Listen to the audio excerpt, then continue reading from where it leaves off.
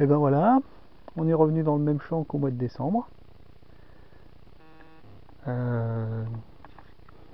Les fragments de plastique ont pas qu'ils aient disparu, mais ils ont été enterrés lors du labourage.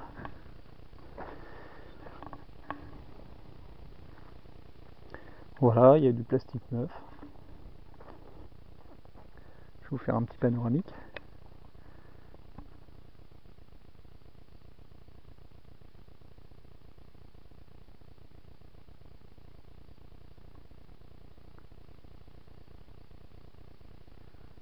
Alors souvent quand on voit ça de loin, on a l'impression que c'est une pisciculture, comme ça brille au soleil.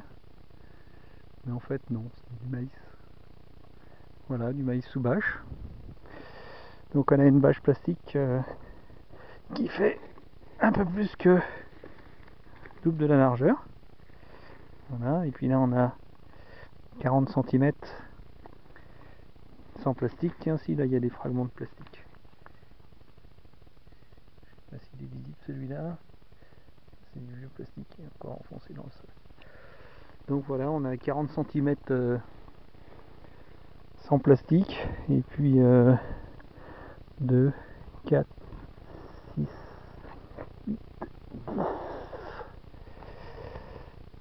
4, 6, 8, 10, 1,20 m de plastique.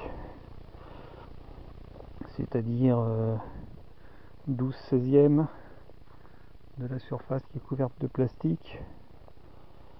Et bon, on fera une deuxième partie où je donnerai les chiffres, la quantité de combien pèse une balle de plastique et quelle surface ça couvre.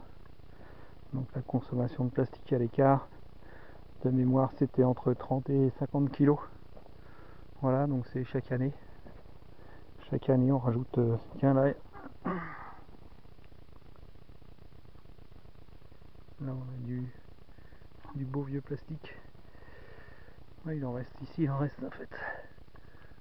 Forcément, bon, de toute façon il y en a.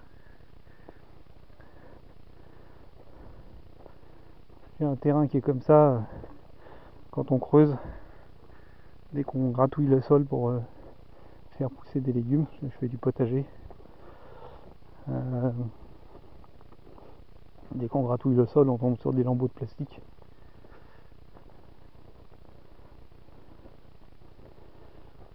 Donc faut toujours avoir un seau avec soi, et puis voilà, on remplit des seaux de plastique. Après, bon, perso, je les emmène à la déchetterie.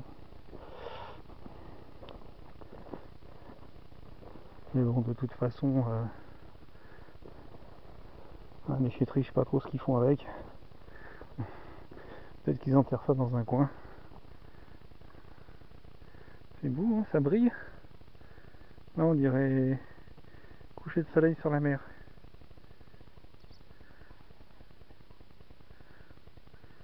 Je vois pas le soleil dans la caméra. Non, je le vois en vrai par contre. Voilà, voilà. Un beau champ de maïs sous bâche. Et tout ça pour faire quoi? Bah pour élever du bétail, pour produire de la viande pas chère. Pour que les mangeurs de viande puissent manger de la viande abondamment. Voilà. Bon, accessoirement, ça sert aussi à faire gagner de l'argent aux marchands de matériel, puisque les revenus moyens des agriculteurs sont très inférieurs aux revenus moyens des banquiers qui leur prêtent de l'argent, des marchands de matériel agricole qui leur vendent le matériel, les fabricants, et ainsi de suite. En fait, tous les maillons qui participent à l'agriculture industrielle, le seul qui a des bas revenus, souvent inférieurs au SMIC, et pourtant ils sont cool, les ministères, ils ont quand même fait un SMIC agricole qui est moins élevé que le SMIC des ouvriers d'usine.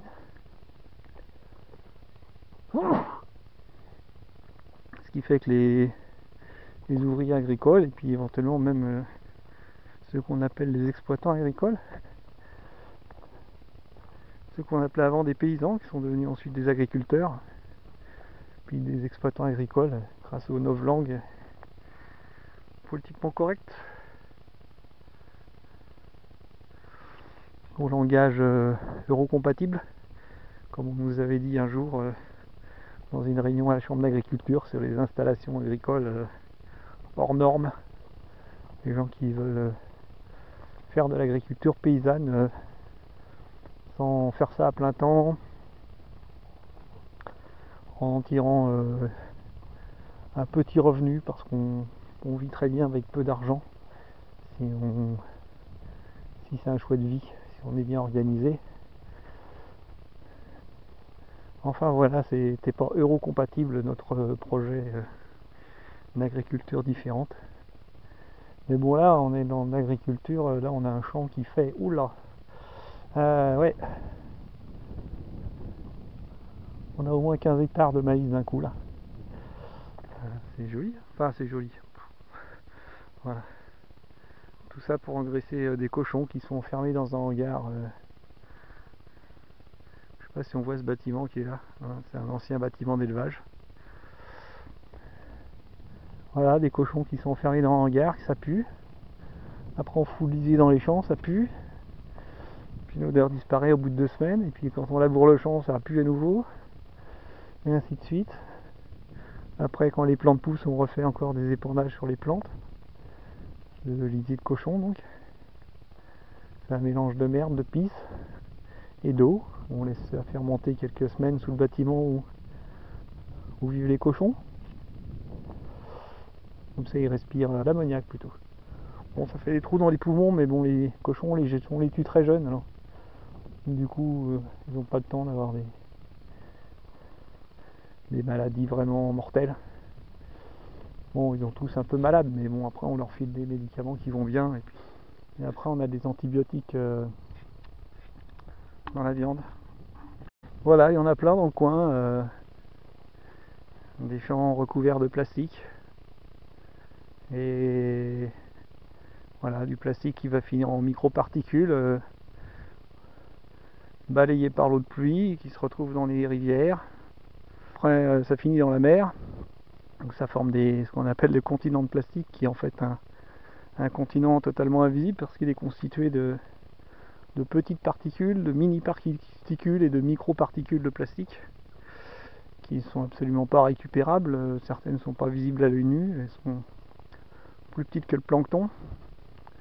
Donc si on voulait filtrer ça, on éliminerait tout le plancton et on aurait des tonnes de plancton mort mélangées à un peu de plastique, puisqu'en fait, d'après ce que j'ai lu, il y aurait au maximum 100 grammes de plastique par mètre cube d'eau. Même un peu moins, c'est l'équivalent d'une bouteille en plastique. Donc, une bouteille d'1,5 litre, je sais pas combien ça pèse. Ouais, c'est plutôt 20 grammes. 100 grammes, c'est le poids des bouteilles de 5 litres. Bah voilà, l'agriculture industrielle dans toute sa splendeur. Donc bah là, c'est dommage, si j'avais été là, parce que là, je suis de passage dans le coin, j'aurais pu filmer la machine qui étale le plastique sur les champs, c'est marrant. Enfin, c'est marrant. Bon, non, c'est pas forcément marrant. Quoique après, en tapant sur les fabricants de machines agricoles, on peut voir hein, les machines à plastifier les champs, et je suppose qu'il y a des démonstrations de leur matériel. Voilà, donc là on a du beau plastique qui va se dégrader et puis qui va finir dans les nappes phréatiques et puis dans l'océan. Voilà, peut-être certaines particules seront absorbées par des animaux que vous mangerez si vous mangez des animaux. Voilà. Peut-être certaines seront absorbées par les plantes et du coup vous les mangerez si vous mangez des plantes ou si vous mangez des animaux qui ont mangé des plantes. Voilà, bon là par fixation par les animaux je ne saurais pas dire. Voilà, voilà. Et ben je suis content d'avoir vu ce champ, je ne savais pas qu'il était aussi grand en fait. Je n'ai pas remarqué ça l'autre fois. Voilà, et bien ça va être l'heure d'aller se coucher, hein. Et le soleil déjà, il a préparé ses draps là. Il a sorti la petite couverture pour avoir froid cette nuit. Et bien faites comme le soleil, dormez bien. Allez, à bientôt.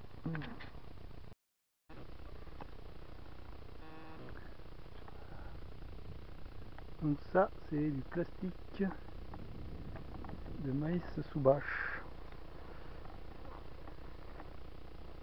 Voilà. On a un peu partout, plus ou moins visible. Voilà. Voilà.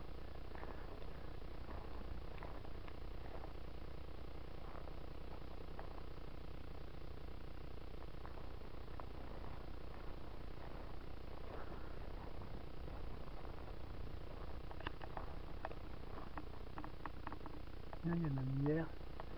Donc vous avez vu, tiens, en gros, sur un caillou. Hop là, le petit plastique. Là, il y en a dans l'herbe. Sur le bord. Sur la talle vert. Comme on dit. En Bretagne, on dit pas talle vert.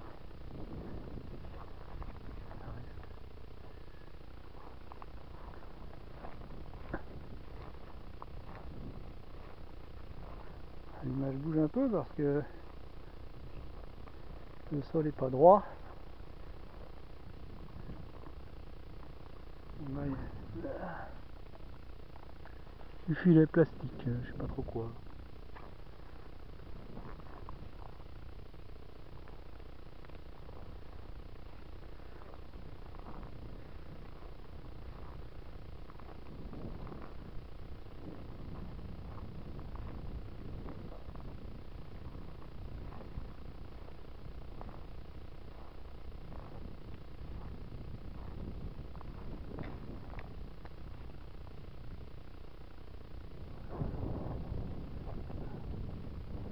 Voilà, voilà. Je vais pas rentrer dans le champ parce que c'est depuis peu et c'est assez boueux. Pas détruire les cultures, même si c'est de la merde. Donc là on a une parcelle qui fait 2 hectares ou 3 peut-être même. Voilà, du maïs. Non, du blé, du blé. Ou peut-être une triticale. Voilà, et donc il y a eu du maïs sous plastique il y a quelques années, et puis il en reste plein quoi. C'est fini. Et bien voilà, le maïs qu'on a eu au mois de juin a poussé, a été récolté. Voilà, on voit le plastique qui vole un peu partout. Hein. Bon, désolé, c'est un peu à contre-jour. Voilà, ça a été passé en sileuse. Je pense qu'on va voir des traces. Ouais, voilà.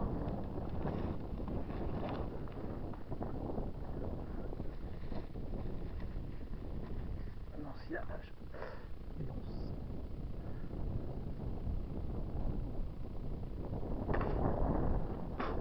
Et donc un peu partout, on a du plastique qui vole. Voilà. Enfin, ce qu'il en reste. Ouais, il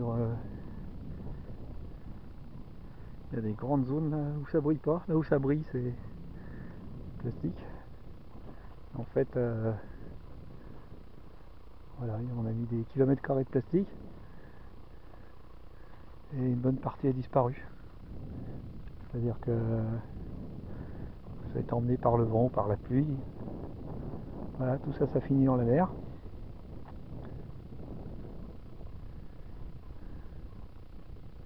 Et après, on dit qu'il y a plein de plastique dans la mer, on ne sait pas d'où il vient.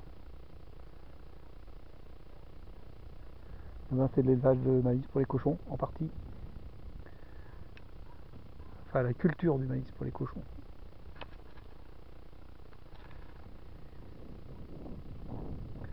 Voilà, donc tout ce plastique dans la mer, il y en a une bonne partie qui a servi à faire pousser du maïs pour engraisser des cochons. Pour faire du saucisson pas cher. Voilà, voilà. Bah, je reviendrai peut-être dans quelques jours, si c'est labouré bientôt. Et bon, le plastique aura disparu, celui de l'année dernière va être ressorti un peu. Puis celui de cette année, enfin, il aura disparu, il sera caché, quoi. Il sera sous la terre pour continuer à être dégradé par l'eau et partir progressivement dans les nappes phréatiques, dans les robinets, dans les gens, dans le pipi, dans les toilettes, retourne à la rivière, qui part à la mer, et ainsi de suite. Parce qu'en fait le plastique, les fragments de plastique qu'on trouve dans la mer, on en trouve déjà énormément dans les embouchures de tous les fleuves, de tous les pays industrialisés où il y a de l'agriculture intensive. Voilà, c'est pas que du plastique que les gens jettent à la mer comme ça et qui se décompose. Voilà, bon sinon c'est beau par ici. Voilà, c'est fini pour aujourd'hui.